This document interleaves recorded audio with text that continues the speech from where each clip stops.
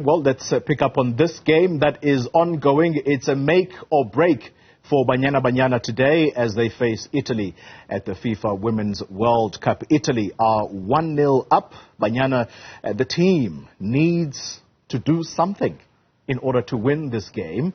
Well, let's get an update now from our sports anchor, Benjamin Leshoro, who is following the match, and alongside him, Kass Naidoo, founder of the G Sport for Girls. Let me start with you, Benji. A short while ago, you had a conversation with the former Banyana captain, that's Portia Modise, and I don't want to mince her words. There's something in particular that she said. Let's just take a listen quickly. But the problem started at home. Women's football needs to be in a better position. We need to have development spaces from under 5 to senior teams. There's no generations that will replace the players who are playing today. Go Banyana Banyana. There is no players that we're saying we see which is our next class. Going forward. So I'm just saying we're not gonna fix things World Cup, but I'm just gonna say to the coach, Mamela, you've got nothing to lose. You already mess up in your first game, not putting on just give it your best. All right, Benji, let me pick up with you. We're not going to fix things at home. We're already 1-0 down. Do you think Banyana could possibly bring things to a complete, could pull a surprise? Let me put it that way. Xoli, if you thought things were difficult for Banyana Banyana before, if you thought the numbers, the situation was not favorable 30 minutes ago, it's just gotten a whole lot worse now. Banyana are in a deeper hole than they were before the match started, because we need to win this match at the Wellington Regional Stadium. Italy doesn't have to. A draw would be enough for them.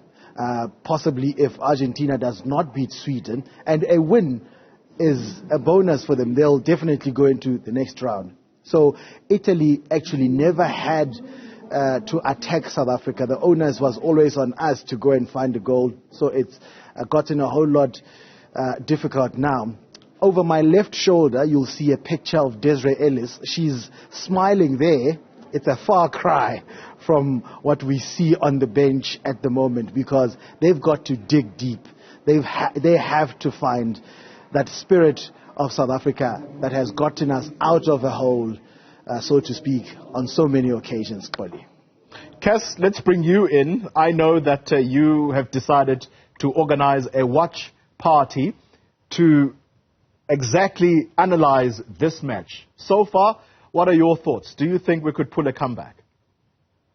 I think it's interesting to note that this is the first time in the World Cup that we're 1-0 down. South Africa have been opening the scoring, so I think that's going to be a challenge, is how do you bring yourself back? So that's the one thing. The other thing is Wellington is extremely challenging in terms of conditions. It is windy, it is cold, it is bitingly cold. So you've got the conditions against you as well. And then you have the expectation of, if we win, we make history and we advance. But if you come home and that doesn't happen, you've got all the criticism. So it's a whirlwind of emotions that they're going through right now. But most importantly, they've got to pull one back and equalize to ensure that they can keep Italy where they are. Benji, that criticism Kass talks about, that is something that will likely confront Banyana if they don't make it through to the next group stages. What do you think that is going to be like? Or let's talk about the issues that people are going to nitpick on. Yeah, the first one, the obvious point, and there's some noise. We're also at a watch party here at Xoli, by the way, at the Freedom Park Heritage site. I'm not sure what the noise is about. Well, I can tell you there's no goal that's been scored. That much is clear. Okay, the goal hasn't been scored, so it sounds like there was an attempt. And what Kass was talking about, that South Africa needs to equalize. Perhaps the game plan has changed now, and Desiree has decided to go on a lot a more attacking approach than she did before the goal, because now they have nothing to lose. They have to come out of their shell. But going to what's going to happen, what do we look at now should the team not get the result that they're looking for here? The obvious thing would be the unfortunate incident before they left. There was a whole lot of issues, the discord between them and the association, SAFA. So that will be the first place that fingers are pointed at to say, what role did the association or not play in Banyana Banyana's attempt at the World Cup, their second in their history? Kass, let's perhaps round it up, and I want to go back to the statement that was made by the former Banyana captain, who says, we're not going to fix problems at the World Cup. And we know just how weighty those problems have been against Banyana. Is it going to be fair criticism against them should they come home at such an early stage of the World Cup? Or should we be more understanding given the challenges that were stacked against them? Feedback is important. I think the thing about criticism, what is the intention of your feedback? And SAFA know what's on the cards here. They're really going to be playing top opposition teams ahead of World Cups. And no offense to Botswana, but if you look at other teams and who they played in the build-up to the World Cup, they were able to get themselves game ready. That comes down to having a proper commercial program. So we'll go down and filter through all the issues. But all I'm saying is when this team comes back, it shouldn't be personal attacks on players or even the coach. It really should be having a look at the system, because there are a bunch of winners on that field. They play in global leagues around the world.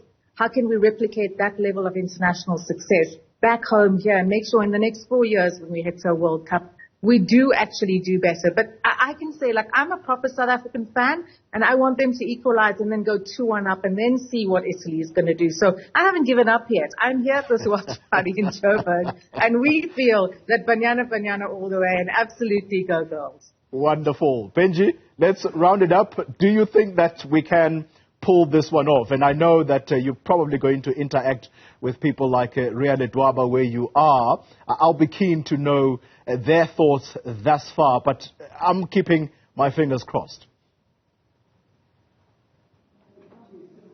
We're all keeping our fingers crossed, Xoli. And just on the point that Kass was making there, that there shouldn't be criticism strictly on the players and the coach coming back to South Africa. I think there most likely will be, and in particular for Desiree Ellis and her team selection, there's already been questions over who she should have picked, and the big one has been in the goalkeeping department.